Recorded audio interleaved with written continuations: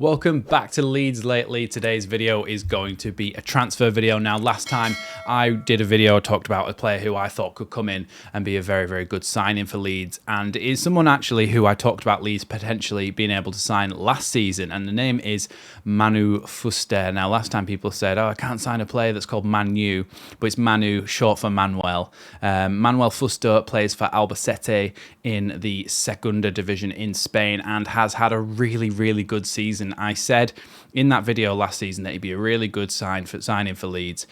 Plays off the left, Spanish sort of inside forward, cuts inside, likes to come inside to those central areas as well in that number 10 role. And I think, to be honest, because I think we're going to lose Somerville for around 35, 40 million pounds, I think we need to bring someone like this guy in. And actually, his contract, according to SofaScore, is up at the end of, at the start of July. So he could be available on a free transfer.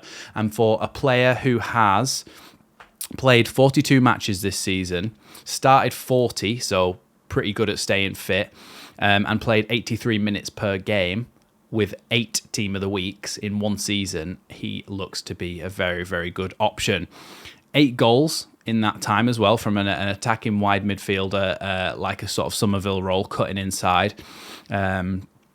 Shots per game 2.5 and shots on target per game 1. So he is having a lot of shots. He is coming inside. He's trying to take shots. And actually, as well, he takes quite a few shots from outside the box, which is something that I've talked about before, in the fact that I would like Leeds to stop almost trying to walk the ball into the back of the net and actually have some shots from distance, test the goalkeeper. And as well, when you're testing the goalkeeper, there's always the chance that they spill it into the area for your strikers to run onto and just tap in. So that's a good bonus for him as well. Now, another thing is assists. This season, 11 assists. So 11 assists and 8 goals in 42 games or 40 starts. Very, very good. Very good. It's similar numbers to what Dan James and people like that are pulling. And I think in a system like Leeds' system, on the counter-attack, allowing him to cut inside and help out in the middle, help out the number 10, whoever that may be, I think that it would be a really, really good option to have somebody like Manuel Fuster in the side. Touches per game, 63.5, so he gets involved in the play a lot. Big chances created, 16. So created big chances basically where someone should be scoring from there. He's created 16 big chances, but only assisted 11. So obviously that just means that his teammates haven't been that clinical in front of goal, which is something he'd probably suffer at Leeds as well. But at least he's getting into those places as well.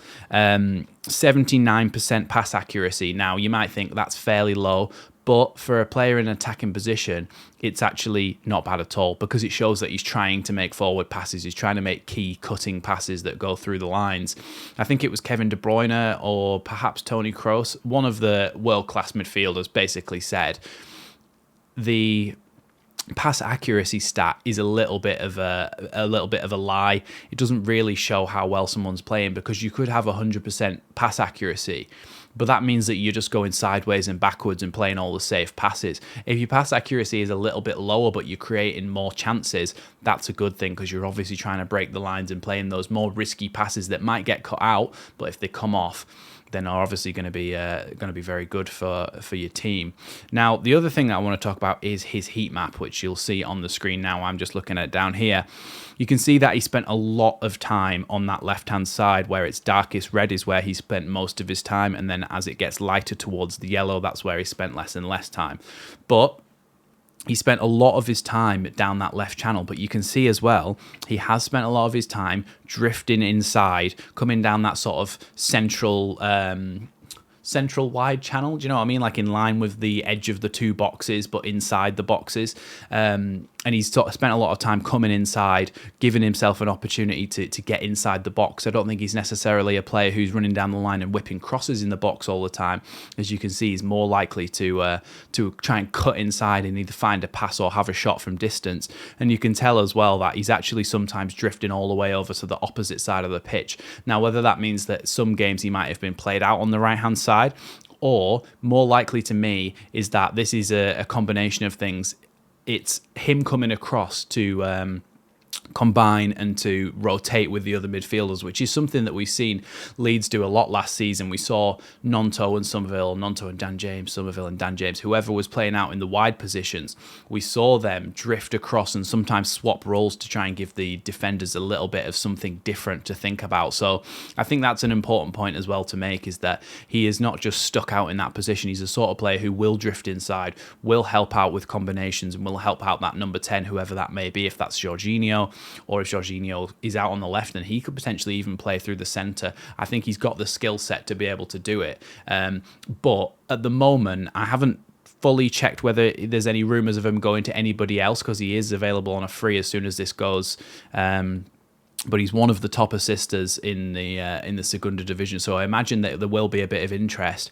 But if Leeds can get him for free, his value when he's actually in contract is only about 1.8 million. He's 26 years old, Spanish left-hand sided midfielder. I wouldn't say he's a left winger per se, but a left midfielder.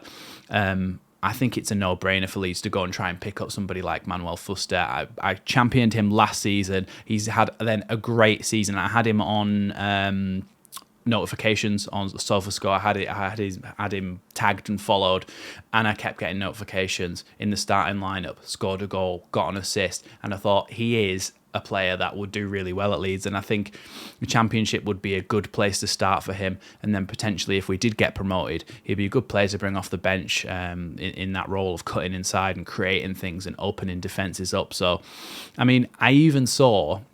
I searched for some compilations of him. There's not that much because it's a Segunda division, but I did see one calling him El Mago, which if you're a long-time supporter of Leeds United, or well, even relatively short-term, Pablo Hernandez was referred to as this, which means the magician. So, I mean, is it fate? Is it meant to be? I'd personally like to see him come to Leeds. I mean, last season I talked about Daiki Hashioka, I think is his name, and he was playing in the Belgian league, and I said that Leeds should sign him, and then Luton Town went and signed him, and Leeds were linked. So listen to me again, Leeds United. Go and get Manuel Fuster, especially if he's for free, because it's a no-brainer. You get him on that left-hand side, scoring and creating a decent amount each season, and I think he's consistent. He stays fit. For me, it's a no-brainer, and I'd love to see Leeds bring in somebody like Manuel Fuster into the starting 11 potentially, but certainly into the squad. I think he's a very good player, and Leeds would do well to get hold of him. I will have a little look though, and I'll see if there is any links to anybody else, and if there is, I'll put that down in the comments below. But whilst you're down there, go and have a little type out and see what you think of him, if that makes any sense. I don't know. Just let me know what you think of him. If you can go and have a look at his stats pages or anything like that, or go and have a look at any of the compilations that I had a look at. But yeah, he looks like to be a very good player and would be a very good signing for Leeds. So that's who I think is a very good and quite clever target, because it doesn't impact our profit and sustainability as well if he's for free. So thanks for watching Leeds Lately, and I'll see you in the next one.